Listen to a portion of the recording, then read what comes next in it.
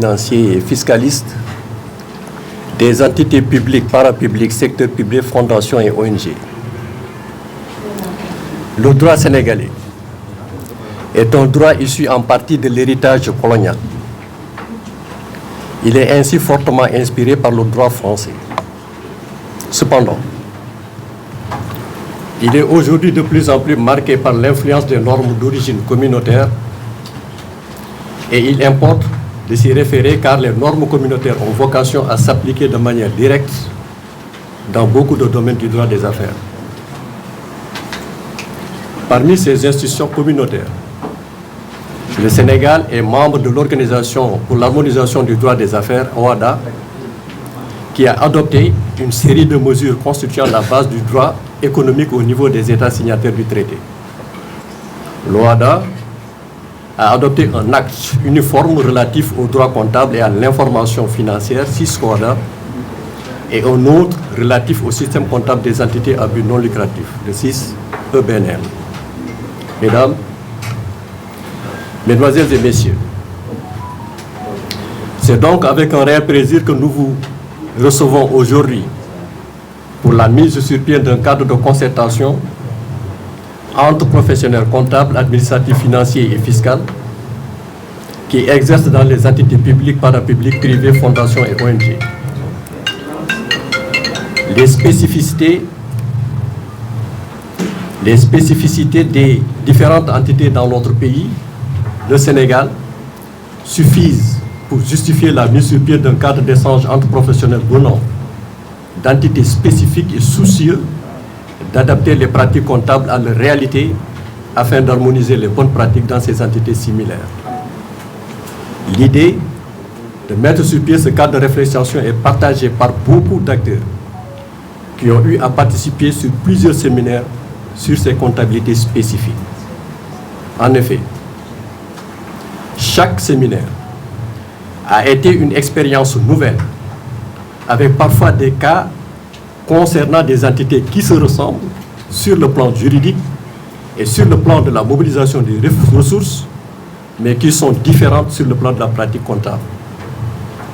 Le cadre de concertation que nous mettons sur pied aura donc pour mission, entre autres,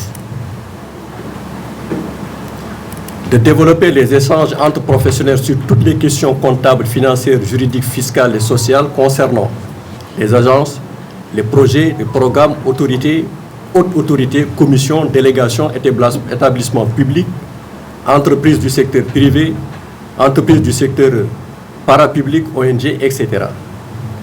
De faire la promotion des bonnes pratiques comptables et fiscales, de faire aussi le plaidoyer auprès de l'État du Sénégal. Nous sommes convaincus de la volonté de tous de mettre sur pied une organisation durable, efficace et capable de mobiliser des ressources humaines de qualité dont les fruits de la production intellectuelle permettront d'enrichir les professionnels que nous sommes par les meilleures pratiques adoptées dans nos contextes spécifiques. Avec la grande générosité de M. Mordia, expert comptable, président de l'Ordre national des experts comptables et comptables agréés du Sénégal, ONECA, et président d'honneur de l'Association des professionnels comptables, administratifs, financiers et fiscaux, APCAF, à vouloir toujours partager son expérience avec professionnels.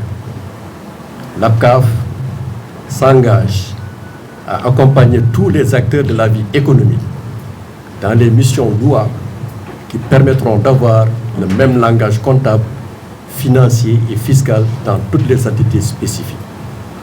Nous souhaitons à tous et à toutes pleine réussite, beaucoup de succès. Je vous remercie. Le comité d'initiative de cette association m'a fait l'honneur de présider cette assemblée générale constitutive et aussi le comité a souhaité que je sois leur président d'honneur, ce que j'accepte avec beaucoup de plaisir, surtout que ce sont des questions fondamentales qui intéressent notre profession, le développement de la profession comptable au Sénégal et dans le monde. Et comme le disait tout à l'heure le représentant de la DGID, nous sommes garants de l'information financière fiable. Nous devons être à côté des entreprises, les accompagner pour faire la bonne tenue de comptabilité, une comptabilité fiable, pour permettre à l'administration fiscale d'asseoir ses impôts et qu'il y ait quand même une équité fiscale pour tous les acteurs. Et tout à l'heure, je pense qu'il parlait du secteur informel par rapport à ce que ce secteur représente. Et vous savez, effectivement, ça permettra aussi de participer à la réflexion sur certaines questions fiscales. Aujourd'hui, la contribution globale unique qui est accordée à certaines entités, nous professionnels, nous savons qu'il y a des entités qui font des milliards de chiffres d'affaires, mais qui sont dans la contribution globale unique. Donc, je pense que c'est heureux que l'administration fiscale soit en disposition pour nous permettre de participer à ces réflexions, d'arriver à des réformes qui seront dans l'intérêt de notre pays. Parce que sans fiscalité, on ne peut pas parler d'investissement dans l'éducation, dans la santé, dans les infrastructures. Et c'est l'entreprise qui crée ces richesses qui les partage. Bon, du côté aussi des fiscalistes, savoir que les entreprises, on doit les accompagner pour les aider à aller au développement, ne pas les surcharger et les aider à se formaliser. Donc je pense que c'est une bonne occasion de participer aussi avec vous et cette association qui pourra donner ses contributions sur le cadre normatif et dans le domaine comptable, dans le domaine fiscal, dans le domaine de l'audit, dans le domaine de la bonne gouvernance. Donc, vous, comptables, fiscalistes, économistes, financiers, vous êtes des acteurs clés du développement. Je pense que c'est une association qui fera l'objet d'une bonne attention de la part des pouvoirs publics. Merci, Monsieur le Président. Vous avez en tout cas tout dit. Si vous pouvez faire un petit résumé en... Oui, la sensibilisation dépendra de l'orientation qui sera arrêtée par ceux qui dirigent l'association. Le président, il est un président d'honneur. Donc, mais l'orientation stratégique sera définie par les cadres, les organes qui seront arrêtés par cette Assemblée générale. Mais nous serons là, porter la voix, effectivement, partout où nous serons présents. Nous pourrons porter cette voix et expliquer que cette association a son intérêt. Et je pense que cette association devrait aussi s'organiser pour faire des tournées de sensibilisation au niveau national, aller au niveau des centres fiscaux, rencontrer la Direction générale des impôts et domaines, que cette association soit bien connue, parce que nous avons des préoccupations par rapport à l'exercice illégal de la profession d'expert comptable. Et tant que cette profession n'est pas organisée à un certain niveau, nous assisterons toujours à l'exercice illégal. Vous savez, quand on parle de l'informel au niveau des entreprises, chez nous aussi, plus de 80% de la tenue de comptabilité est gérée par des informels. Et vous savez, la comptabilité, c'est à partir de la comptabilité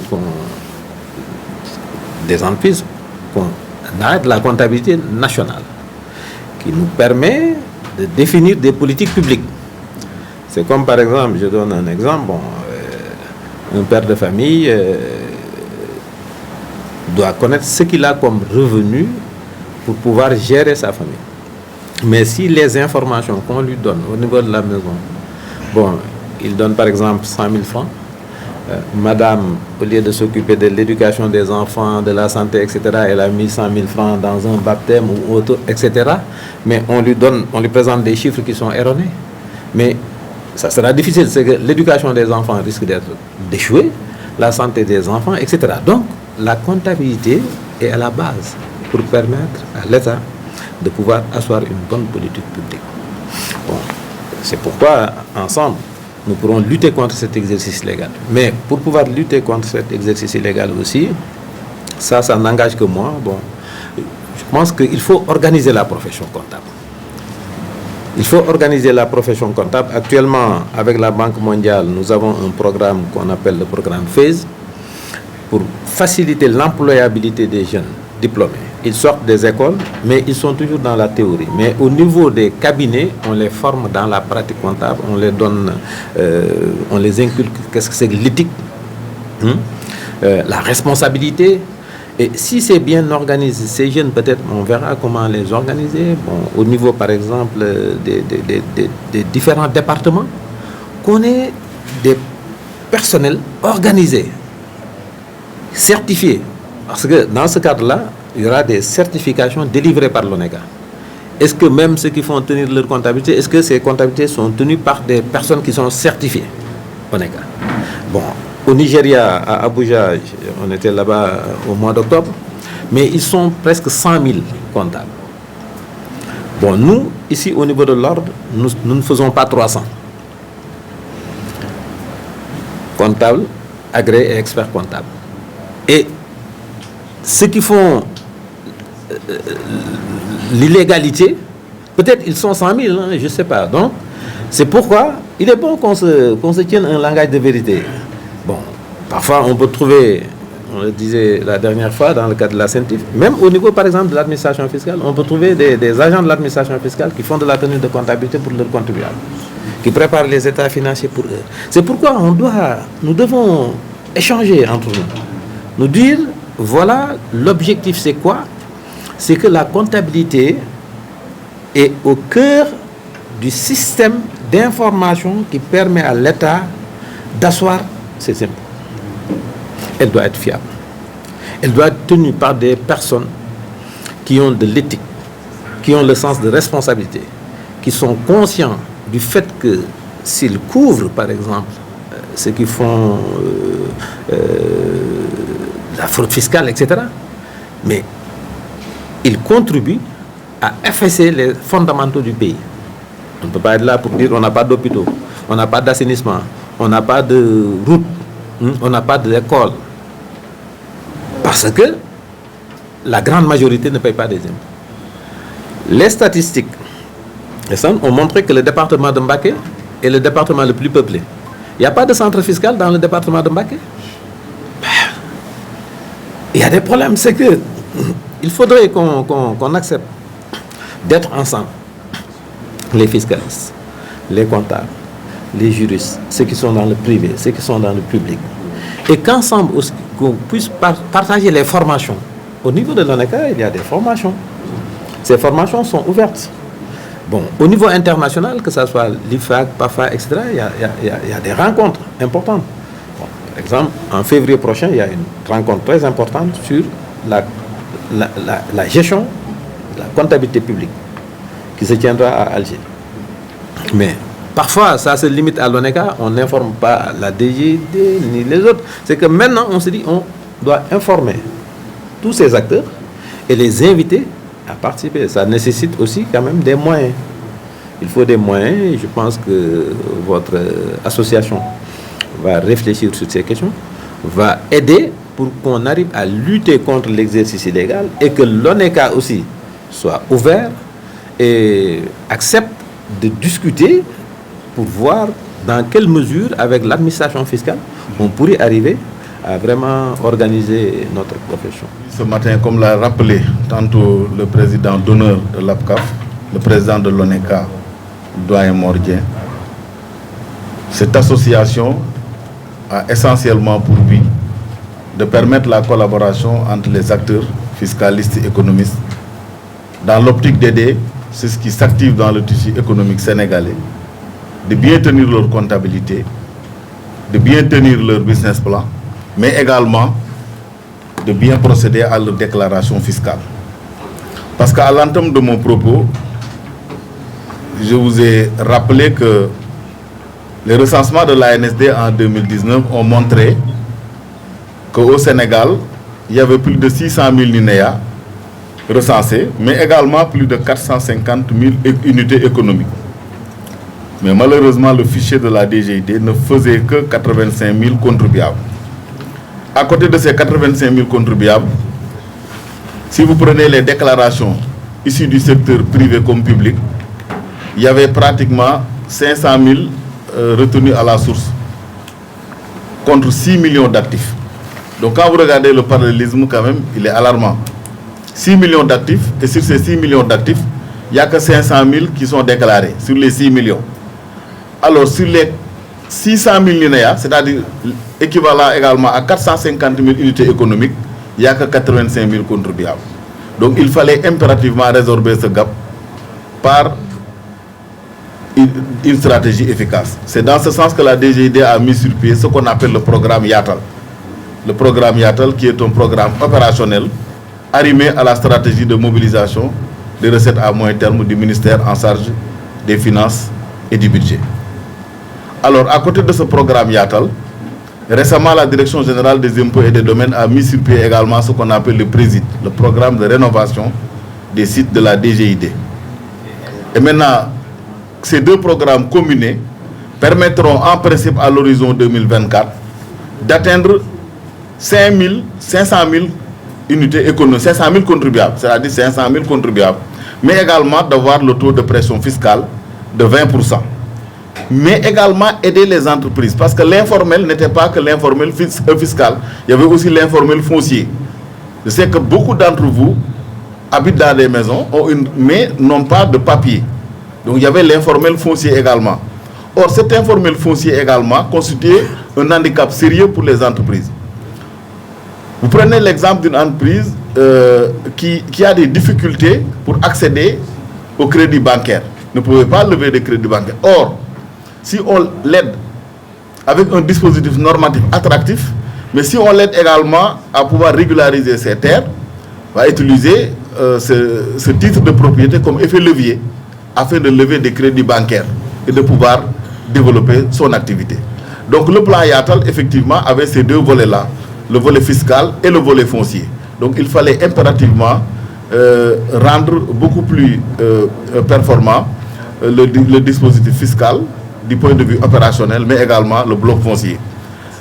Et tout ceci devrait passer par une digitalisation intégrale. Et ce qui vient à la DGID, je parle sous le contrôle du président d'honneur. Aujourd'hui, beaucoup de nos déclarations se font en ligne, ainsi que le recouvrement de nos impôts.